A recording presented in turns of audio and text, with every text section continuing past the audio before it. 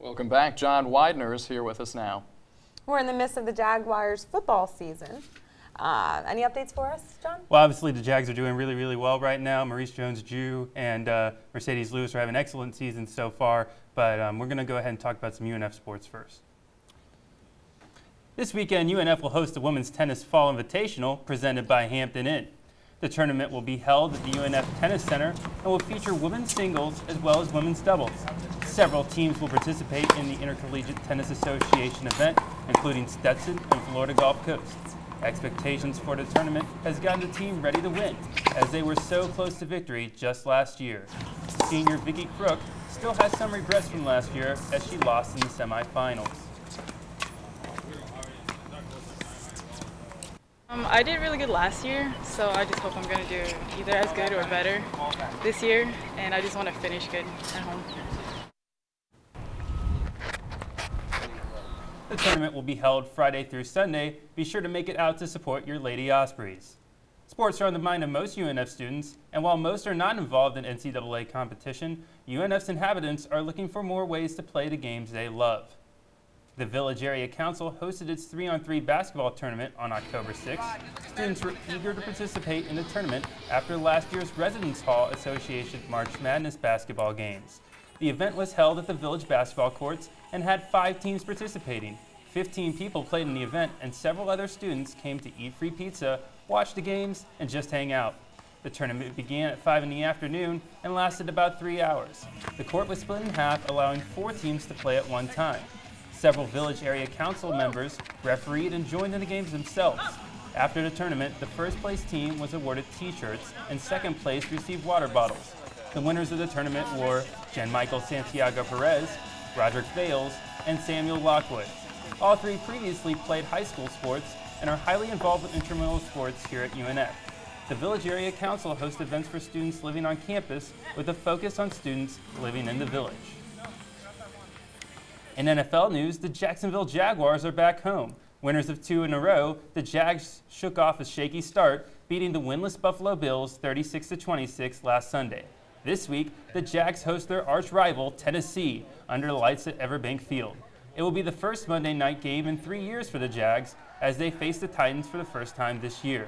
The entire AFC South is locked into a 4-way tie. All teams are at 3-2. Here are a few things to keep a lookout for this Monday night.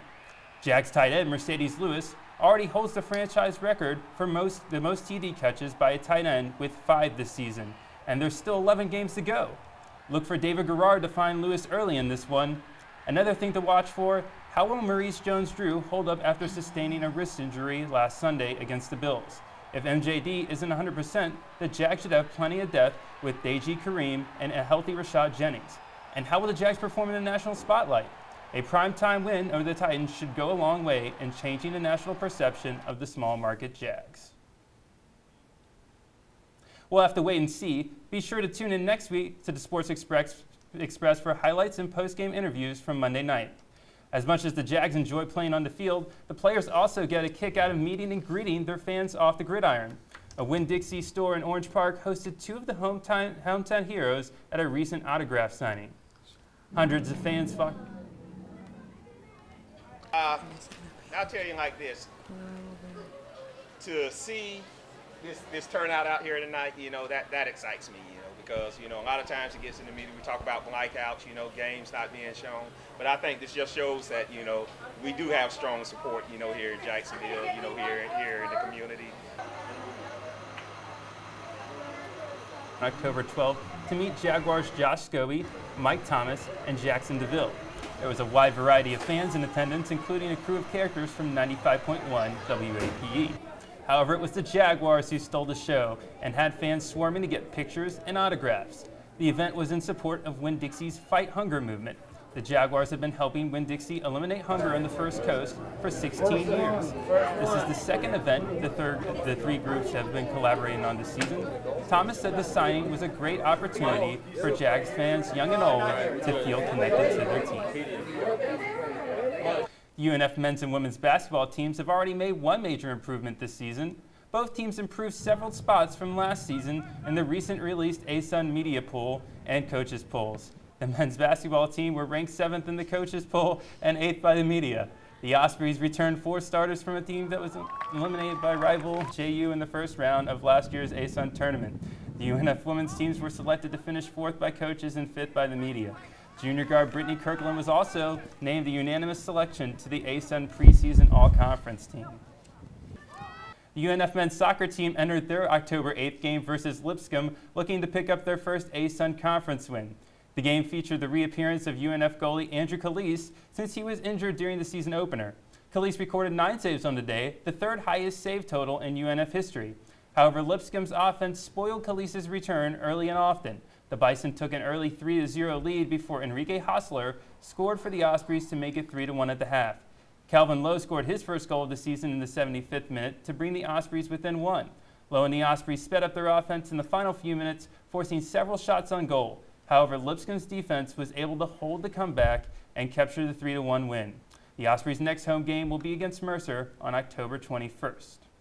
With so much going on in this past week, let's take a look at UNF's upcoming home schedule for the week ahead.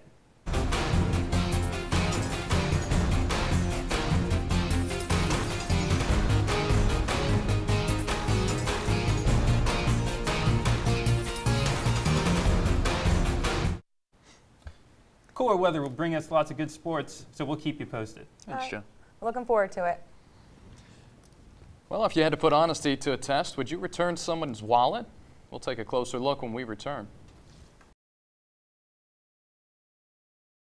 In order to prepare your taxes, I'll need to get some general financial information from you, like your W-2s, 1099s, Social Security numbers, and full names and dates of birth for you and all your dependents. Before you share your financial information with anyone, check them out. Florida licensed CPAs are educated, tested, regulated by the state of Florida, and must be recertified every 2 years. Make sure your finances are in good hands. Check your CPA's credentials today at myfloridalicense.com. Losing anything isn't fun, but losing your wallet or purse can be even worse. You probably had this happen to you at one time or another. The moment when you reach to get your wallet and you find that it's not there. Florida Times Union recently lost some wallets. To see how Jacksonville would respond, Courtney Spencer shows us more. Jacksonville's honesty levels were tested in mid-September when a dozen wallets were intentionally dropped around the area. The wallets contained $5 and some change, identification, and a few photos. Of the 12 wallets dropped, only 5 have been returned. The wallets were dropped in high-traffic areas ranging from St. Augustine to the Jacksonville airport. One wallet was found and returned at a Chili's in Mandarin. Another was dropped at a Publix in Eagle Harbor, but was not returned. It was here at the Florida Times Union where the experiment began, when an editor brought the idea to one of his journalists. Editor Tom Zaraletta brought the idea of intentionally losing wallets to journalist Joy Betafrea in early September. She says the reasoning was simple. Well, just to see if there were any good Samaritans out there trying to return a wallet and, or, you know, just gauging the honesty level in Jacksonville. Betafrea says those who returned the wallets contacted her within 15 minutes of finding them. It's been nearly 3 weeks since the project began. 7 wallets are still missing. Courtney Spencer, North Florida Weekly. Well, that's all the time we have for our show. Thanks for tuning in. Have a good night, Jacksonville. We'll see you next week.